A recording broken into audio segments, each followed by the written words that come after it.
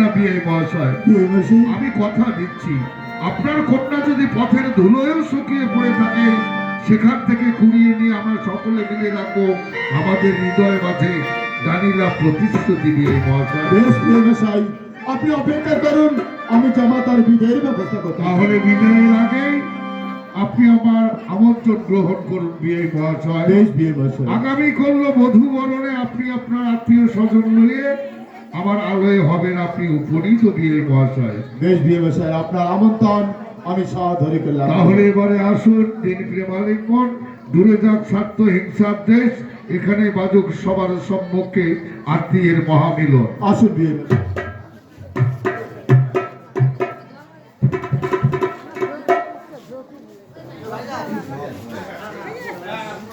মেনকা, আমার একটি মাত্র মেয়ে, আমার আজ থেকে আমার ঘর ছেড়ে অন্যের ঘর চলে যাবে মেনকা। তাই তো আজ আমার মা বেহুলাকে বিদায় দিয়ে মেনকা, আমি শূন্য কোল নিয়ে কেমন করে থাকতে যাবি।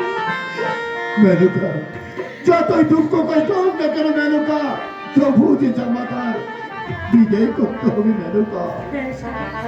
তাই করতে হবে, এই যে সমাজের নিয়ম। শাশুড়ি বাবা, জামাতা আমাদেরকে হাসি মানে বিদায় দাও বাবা। আমরা নিজ দেশে যাবো বাবা।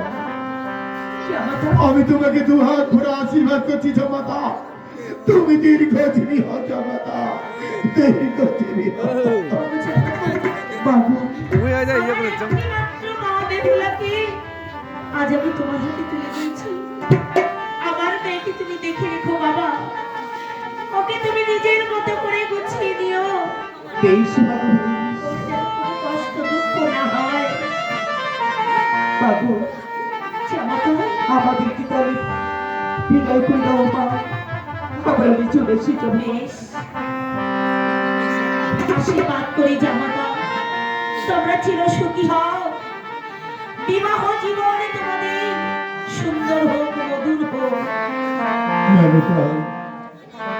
স্বামী, এবার জামাতার বিয়ের ব্যবস্থা করো বাবা, আমি কি এমন অন্যায় করেছি বাবা? মাধু বেহুলা, আজ থেকে তুমি আমাকে পর করে দিচ্ছ। মাধু, এই যে বিধির বিধান, কি করবি খণ্ডন মাকে? ওরে বেহুলা, ওগো মা, মেয়ে হয়ে জন্ম নিয়েছো আমার কোলে, ওগো মা। সমাজের নিয়ম, বাবা মায়ের ঘরে মেয়ে বড় হলে তাকে যে বিবাহ দিয়ে পরের ঘরে পাঠিয়ে দিতে হয় মা। তাই তো আজ আমরা সেই কর্মটুকুই করেছি। ওগো জননী, বেহুলা, আজ তোমাদের ছেলে বেহুলা, আমি কি করে থাকবো মা? ওরে বেহুলা, ওগো বাবা, মাধু বেহুলা, তুমি যখন করে দিয়েছো, তুমি আমাকে হাসি মুখে বিদায় করো বাবা। মাধু বেহুলা, তুমি আমাকে হাসি মুখে বিদায় করো। ও